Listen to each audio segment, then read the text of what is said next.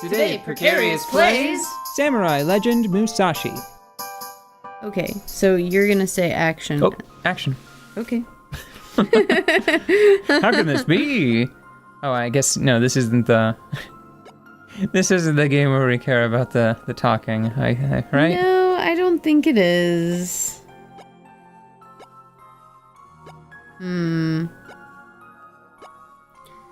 Very good. Well, yes. Isn't you? Oh, really? I didn't know that. Oh, okay. See, this does present an interesting dilemma, I think. I don't know if it plays out in a super interesting fashion, but it has potential, and I don't remember how it plays out, so it could be good. It could be interesting, because the final Maiden is on the bad guy team, but I don't think the bad guy team, I don't think they're treating her very well. I think that was established in one of the last cutscenes we watched. Who is she? She's the one that pulled out the suddenly actually real, just, it's a gun. Oh. Just like a, a 9mm, like a tiny little gun in her giant hand. Yeah, and it's like, whoa, a scale size, oh my, why goodness. See, I thought that star was just set weirdly. Looking for you, Musashi. Okay, good. All right, Maiden of the Void. That's what we want. Hired assassin, circus dancer, or a corporate spy. All of above. Don't you think? Front page material. So, there's an interesting situation where you have a character that's trapped between two factions. Yeah. What's the story? Uh-oh. That was a mistake. What did you just do? I was kind of glossing over what he was saying because I thought they were gonna give me a star afterwards. Oh. Let's take a risk and go to Bannon's office, and if that doesn't work, I'll figure it out. I'm so embarrassed. I didn't read a thing. Embarrassed? Are you little? Does it make you feel little? That'll probably be fine. Maybe that just means that... Yeah, see? Okay. Ooh, yeah, this is what I thought was supposed to happen. Whew, okay. Whew. I think that the design of this area is cool. But you have clochette. Clochette?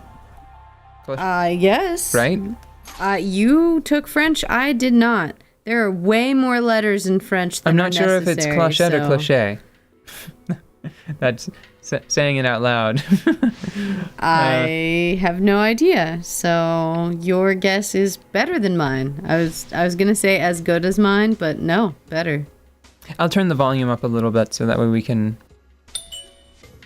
You understand, don't you, Clochette? Maiden of the Void?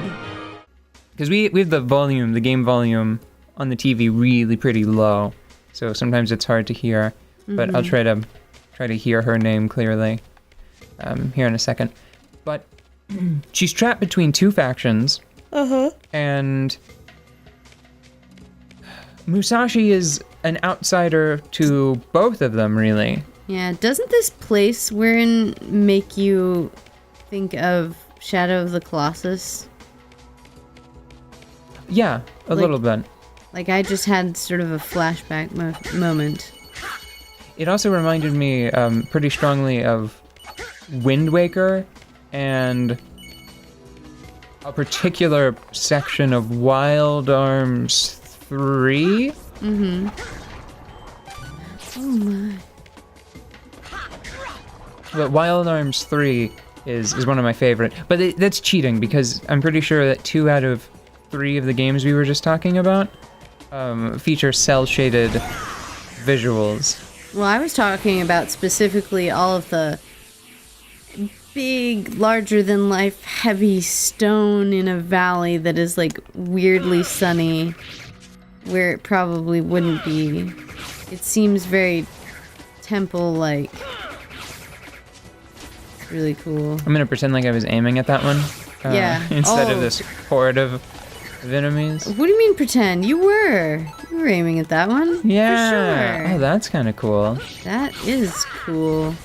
I have to say, with as many things about this game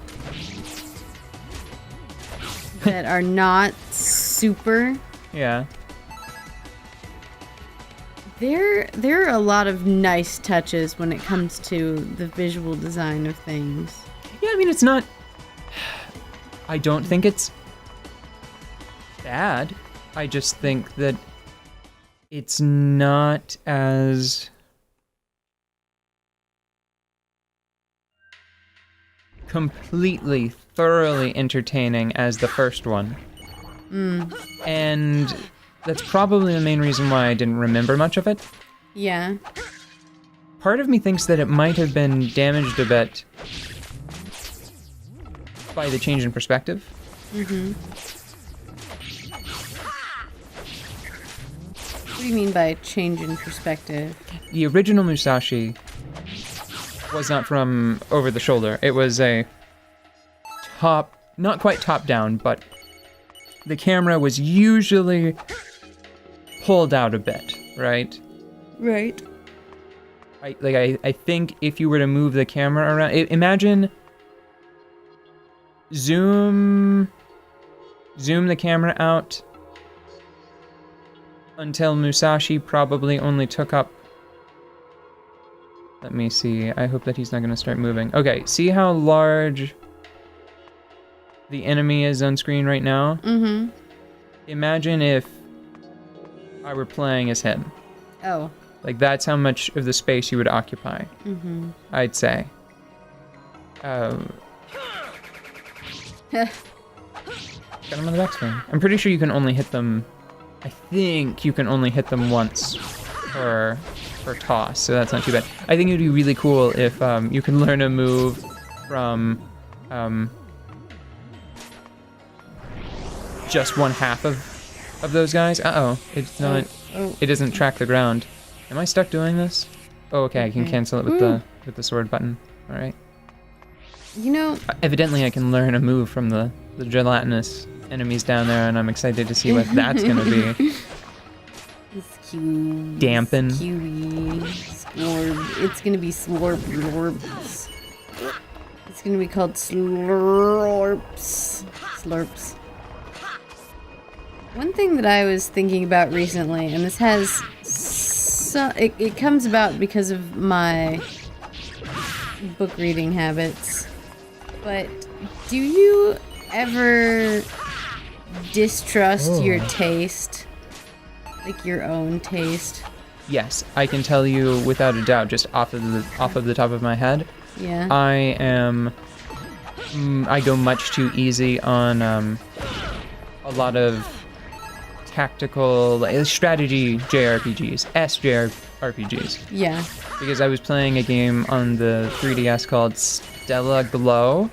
Yeah. And I think I played it. I didn't finish it, but I think I played it much longer than it probably actually deserved. Oh. Because it was actually... It had some nice things about it, but not like 30 hours of nice things about it. You tend to go easy on games like that because you already like them. They already remind you of so many things that you like. Oh, dang, I missed it. I pressed the wrong button. Yeah, anything that I look at it and I think like, oh, it reminds me of Disgaea a tiny, tiny bit. Mm-hmm. That usually that gives a production more points than it actually really deserves. Mm-hmm. Yeah, I've run into that with books pretty quickly because for me, video games are still, in many cases, more difficult than relaxing. Yeah. But reading is just, everyday stuff. Like, reading is just something I do easily without thinking about it. But it's still pretty fun, right? Reading. Oh, yes. Even though it's become so elementary in your... Damn it, I did it again. In your day-to-day life? Oh, yes. It's definitely something I seek out.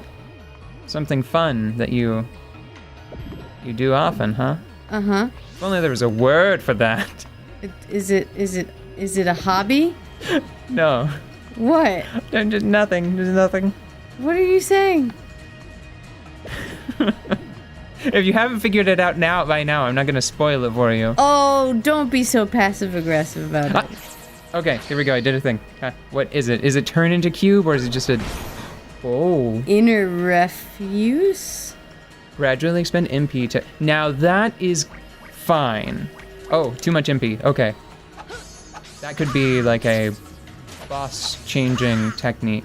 I did not read the entire description of that. I can expend MP over time to become invulnerable.